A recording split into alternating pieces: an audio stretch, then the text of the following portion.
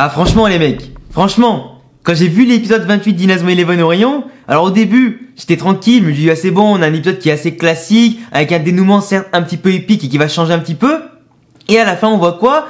Asuto qui arrive tranquillement au centre d'entraînement du coup du Japon, avec notamment le petit coucher de soleil tranquille, il va rejoindre ses potes, passer la soirée tranquille, dormir et se préparer à l'entraînement de demain.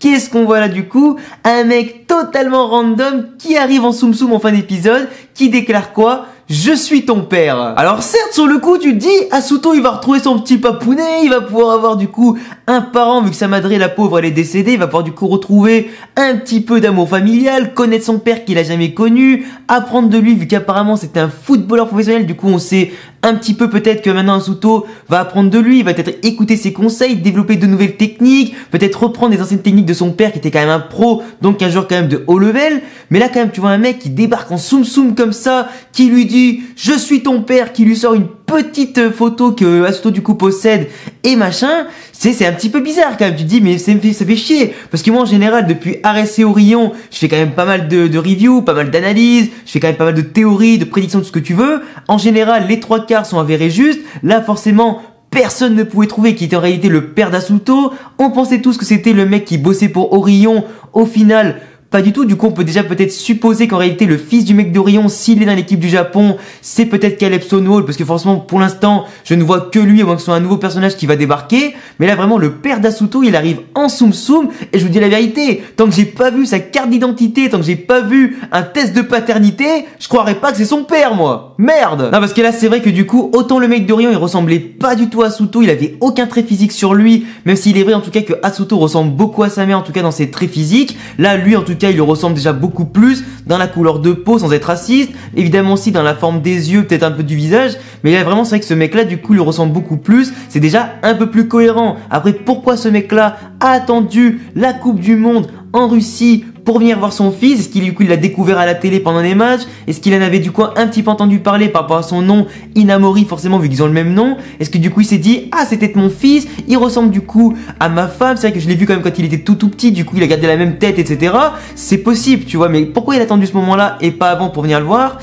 Je sais pas, est-ce que c'est un mec du coup qui assumait pas le fait d'être parti, qui du coup maintenant a peut-être appris le décès de sa mère, du coup forcément il se dit que maintenant il doit assumer pleinement son rôle de père maintenant que sa carrière de footballeur est terminée. Mais c'est vrai que du coup ça va peut-être permettre à Asuto de progresser, de passer un cap, de retrouver déjà un amour paternel qui du coup qu'il a jamais connu, une relation familiale pour le rendre peut-être plus fort, plus solide, et surtout peut-être de développer des nouvelles techniques par rapport à un père qui est du coup footballeur professionnel, qui peut du coup lui apprendre pas mal de choses pour qu'il progresse. Mais c'est vrai que du coup le petit père franchement qui arrive en fin d'épisode, vraiment quand tu t'y attends le moins, parce que moi je m'attendais peut-être à le voir au milieu d'un épisode, au début d'un épisode, tu sais pas, ou peut-être un moment clé tu vois. Là le mec il débarque quand Asuto rentre son entraînement, qui va retrouver ses potes, qui va se coucher tranquille pour préparer l'entraînement du lendemain. Le mec qui arrive en soum soum et là lui dit je suis ton padré. Mais du coup franchement la révélation qui a d'ailleurs l'air de vraiment de le choquer, même si d'un côté il se dit c'est quand même chelou cette histoire tu vois, parce qu'après on sait pas, la production en ce moment ils sont tellement fous, ils ont tellement des scénarios qui sont quand même assez bien tournés, sauf pour le dernier match de l'Espagne du coup, mais bon bref on va pas revenir sur un sujet qui fâche. Mais c'est vrai que là du coup c'est tellement bien ficelé,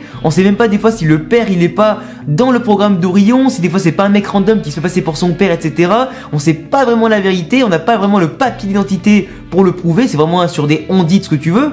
Mais vraiment c'est vrai que ce mec là on sait pas s'il est avec Orion, on sait pas s'il est clean, on sait pas s'il est cool tu vois. On verra ça en tout cas dans les prochains épisodes, mais je pense en tout cas que cette relation là va être développée d'ici bientôt, d'ici peut-être l'épisode 29 et 30 et tout ça. Mais j'ai en tout cas hâte de voir vraiment son passé, son background, son histoire, ce que tu veux, et qu'il parle un peu plus à Asuto pour qu'ils apprennent tous les deux à se connaître et qu'on voit en tout cas qui est réellement ce personnage là. Après les amis, deuxième élément de cet épisode là sur lequel j'aimerais revenir dans cette review analyse, on va parler notamment du score qu'il a eu entre la Russie et les États-Unis. Du coup, donc, pour faire un petit rappel, il y a eu notamment eu entre l'Espagne et le Japon 3-3, donc les deux équipes ont un point chacune. On pensait que la Russie avec Furoi qui est vraiment excellent, enfin apparemment exceptionnel comme joueur, et aussi vu leur équipe qui apparemment est énorme à tous les coins, chaque joueur peut jouer à tous les postes et tout ce que tu veux. On se disait qu'ils allaient rouler sur le championnat, enfin du moins sur la poule pour se qualifier facilement. On apprend quoi finalement? Que la Russie a perdu 2-1 contre les États-Unis, même si on peut vraiment supposer à partir de maintenant qu'ils ont vraiment fait exprès de perdre, de ne pas dévoiler leur jeu pour simplement tout donner contre l'Espagne et contre le Japon, parce qu'il ne faut pas oublier que comme par hasard, les deux équipes qui connaissent vraiment Orion, qui n'ont pas l'habitude en tout cas d'avoir des souffles avec eux, qui ont vraiment envie de les exploser, c'est l'Espagne et le Japon. Donc forcément, les deux adversaires d'Orion réunis dans la même poule pour pouvoir encore mieux les éliminer facilement, si tu vois ce que je veux dire. Du coup, quoi de plus logique que de faire en sorte que la Russie justement perde son match contre les États-Unis, qui maintenant du coup fait partie intégralement du programme d'Orion, mais on va revenir dessus un petit peu plus tard. Quoi de mieux justement d'avoir deux équipes d'Orion contre deux équipes qui luttent contre Orion pour justement faire passer les deux bonnes équipes et enlever les deux mauvaises. Enfin, les deux bonnes pour Orion et les deux mauvaises bien sûr pour Orion, vous aurez compris ce que je voulais dire. Du coup là c'est vraiment aussi une tactique pour faire en sorte que là maintenant les États-Unis ont 3 points, maintenant ils ont basculé automatiquement pour justement Orion. Du coup maintenant le prochain match ça va être Espagne-Russie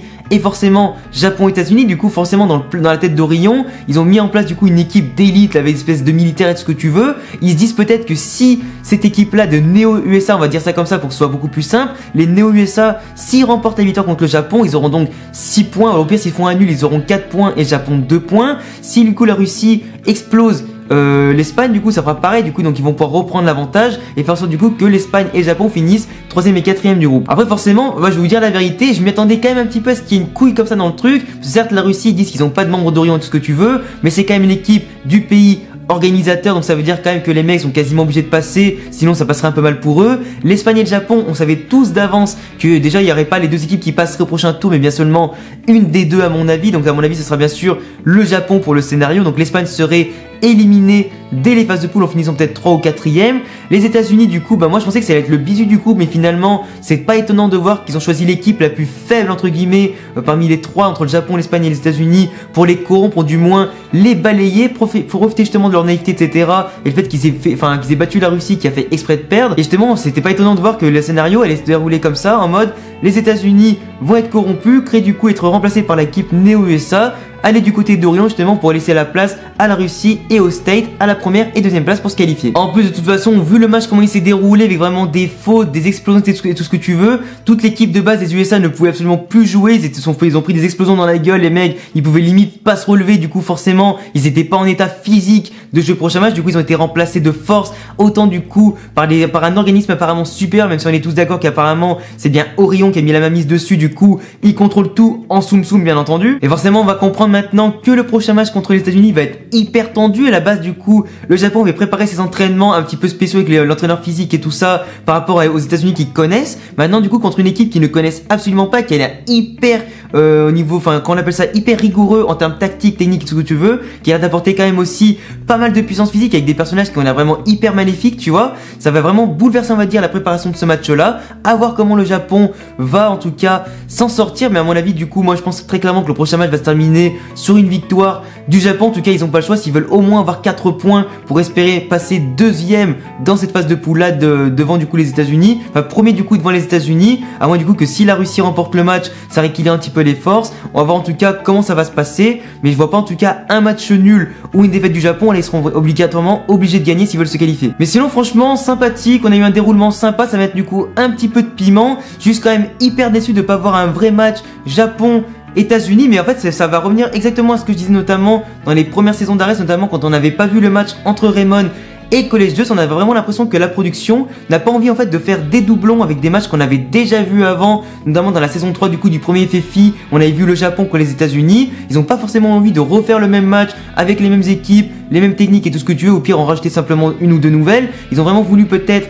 bouleverser ça, du coup rendre la chose originale. Je trouve quand même que c'est un choix audacieux du coup de sacrifier Eric et Bobby que tout le monde avait vraiment attendu avec impatience. Au final du coup on se retrouve avec une équipe totalement différente, du coup avec un match qui sera totalement différent. Du coup moi franchement pour une fois je salue l'effort, je salue en tout cas le choix de la production. On verra en tout cas si le match entre le Japon et les States sera intéressant. On verra ça du coup dès l'épisode 29 ou 30 ou un petit peu plus tard. Enfin voilà en tout cas les gars, j'ai analysé pour moi les 3 points de l'épisode qui étaient pour moi les plus intéressants. Donc le père d'Asuto, le score Russie, États-Unis, pourquoi c'est fait etc. Et aussi maintenant le fait que les Néo-US soit du coup dans le côté d'Orion. J'ai analysé vraiment les 3 points les plus importants. J'ai laissé de côté tous les points merdiques du style le fait qu'ils ont fait un match 5 contre 5 sur le terrain des États-Unis, le fait aussi qu'ils aient fait les petits entraînements et tout ça, ça à la limite on s'en tape par un. En tout cas les gars, je vous laisserai me dire en commentaire ce que vous avez pensé notamment de cet épisode là, de ma petite vidéo en tout cas review analyse. Comme chaque semaine, vous pouvez également aussi vous abonner à la chaîne et cocher la cloche si tu kiffes Inazuma Eleven, le vrai foot, le gaming, les mangas, les animés et bien plus encore. Mais c'est un gros pouce bleu pour me soutenir. J'ai également le lien de tous mes réseaux Instagram et Twitter sur lesquels je suis notamment le plus actif sur les réseaux sociaux. Si tu m'envoies des messages privés, je te répondrai avec plaisir les amis, on vient de passer le cap des 32 000 abonnés. Je vous remercie énormément les amis et en tout cas à bientôt pour une prochaine vidéo. Ciao les gars.